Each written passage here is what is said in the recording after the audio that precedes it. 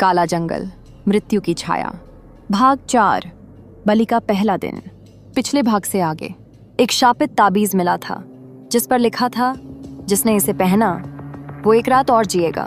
आर्या ने वो ताबीज पहन लिया।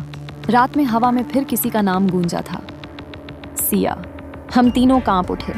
अब क्या अगली बलि सिया होगी? रात की उलझन। हम तीनों टेंट में एक साथ बैठे थे। सिया खामोश थी, उसका चेहरा पीला पड़ चुका था। मैंने अपना नाम सुना था। वो फुसफुसाई, ये सिर्फ आवाज नहीं है, आर्या ने कहा। ये बुलावा है, जैसे कोई बुला रहा हो पास आने को। मैंने समझाया, हम डरेंगे नहीं, ये ताबीज अभी आर्या के पास है, जो सबसे ज्यादा खतरे में थी। शायद ये हमारी रक्षा करे, या ये ताबीज खुद मौत का न्योता हो, सिया ने कहा। सुबह की शुरुआत, फिर से रास्ता बदला। सुबह उठे तो पाया कि जंगल का रास्ता फिर बदल गया था। जहाँ का लाशों का दरख्त था, वहाँ अब सिर्फ धुंध और झाड़ियाँ थीं। हमने तुलसीराम को वहीं एक छाया में छोड़ दिया था। अब वो भी नहीं था। क्या वो मर गया? आर्या ने पूछा। मैंने जवाब दिया।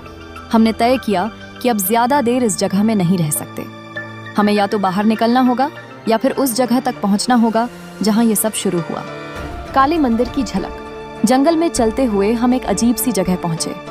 यहाँ पेड़ों की आकृति इंसानों जैसी थी।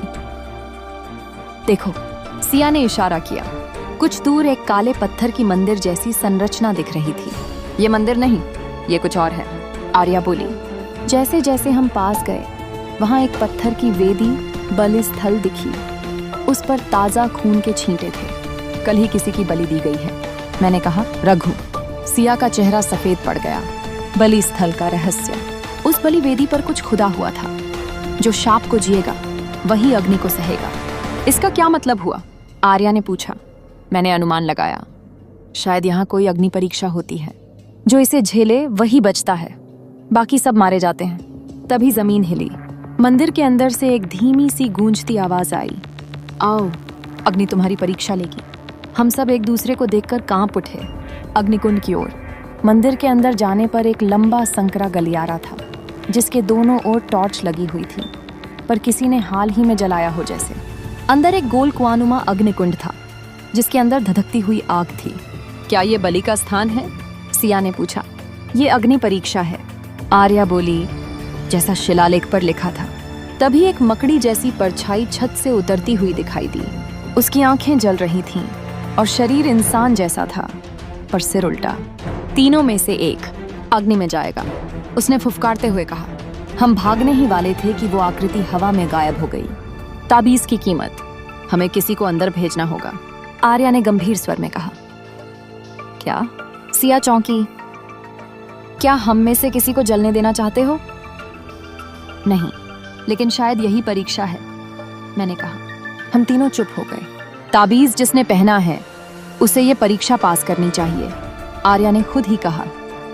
नहीं, सिया ने चिल्लाकर कहा, तुम अभी मौत से बचे हो, अब नहीं। मैं तैयार हूँ। आर्या ने अपने जूते उतारे और धीरे धीरे अग्निकुंड के पास गई। अग्नि में प्रवेश। हमने उसकी कलाई पकड़ी। क्या पागल हो गई हो? उसने जवाब नहीं दिया, बस ताबीज को अपने हाथ में लिया और एक मंत्र पढ़ा, ज्योतिर्मयी मृत्युंजयी भवतु, और फिर उसने कदम बढ़ाया। तभी आग में से एक नीली लौ निकली और उसके चारों ओर घूम गई। हमने देखा, उसका शरीर जल नहीं रहा था, बल्कि हवा में तैर रहा था। अचानक अग्निकुंड बुझ गया। आर्या जमीन पर गिरी, बेहोश मगर जिंदा। एक और नाम। उसी क्षण मंदिर की दीवारों पर लाल रंग में एक नया नाम लिखा गया, ईशान।